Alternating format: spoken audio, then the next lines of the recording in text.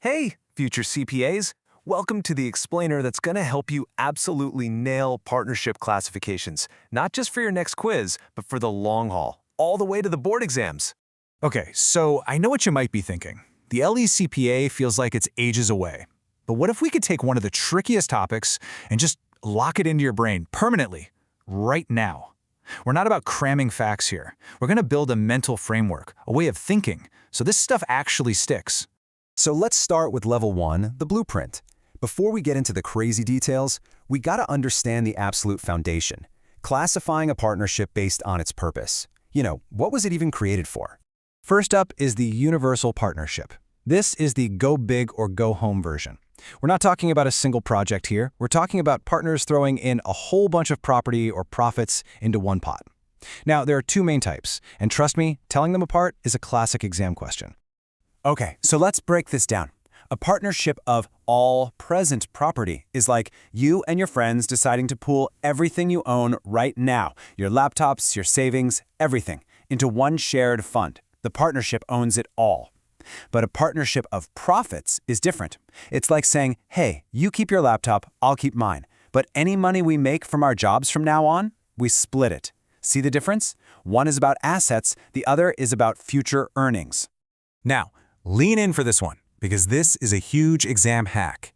If a test question is vague and doesn't tell you which type of universal partnership it is, the law has a default setting. It automatically assumes it's a universal partnership of profits. Why? Because it's less burdensome on the partners. So when in doubt, profits is your answer.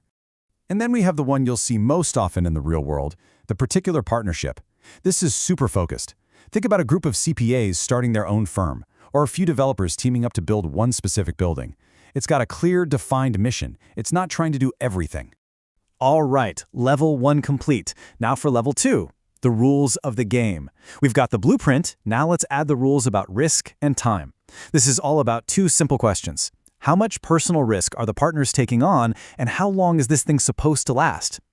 And this is a big one for the LSEPA. In a general partnership, your personal assets are on the line. If the business goes bankrupt and still owes money, creditors can come after your car, your house, your savings, everything. But in a limited partnership, the limited partners have a financial shield. Their risk is capped, they can only lose the money they originally invested, and that's it. So, what about duration? Well, a partnership with a fixed term has a clear finish line. Maybe it's set for 5 years, or maybe it exists just to complete one project.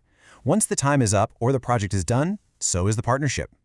A partnership at will, on the other hand, is totally open-ended. It's like a road trip with no destination. It just keeps going until one of the partners says, all right, I'm out. Okay, you've got the blueprint and you know the rules. Let's move to level 3, meet the players. It's time to fill our matrix with all the different kinds of partners you're going to see on the exam.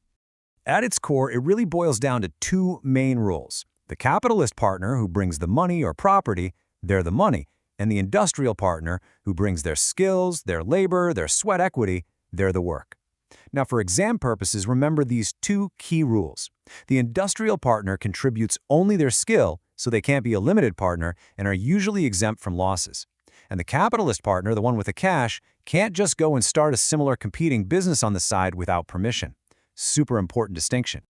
Okay, so what's a silent partner? Think of them as a pure investor. They've put their money in, so they get a share of the profits, but they have absolutely no say in how the business is run. They're known to be a partner, but they don't get a voice at the management table. Now, a secret partner is kind of the opposite. They might be actively involved, maybe even making the big decisions, but the public has no idea they're a partner. To the outside world, they're just an employee or a consultant. Their role is real, but their status is hidden. So you know where this is going, right? What happens when you get a partner who has no management role and nobody knows they're a partner? You get this special combo that is a total favorite on exams.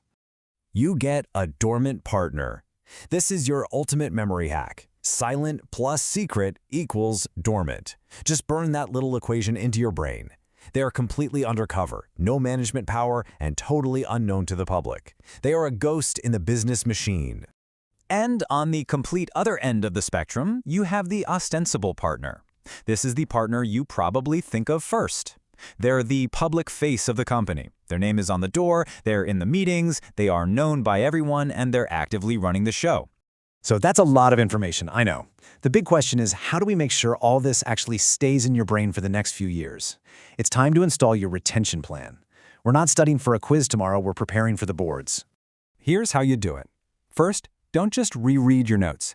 Visualize the 3 levels we just built: the blueprint, the rules, and the players. Second, start linking them. Create combos in your head. What's a silent partner and a general partnership? And third, and this is the most critical part, test yourself with mini scenarios. Ask yourself questions. Active recall like this is what builds those super strong, long-term memory pathways. All right, if you walk away with anything, it needs to be this. This is your final cheat sheet. Let's run through it one last time. If it's not specified, a universal partnership is of profits. A limited partner's risk is capped at their investment. An industrial partner gives skill, not cash. A capitalist partner can't compete with the partnership.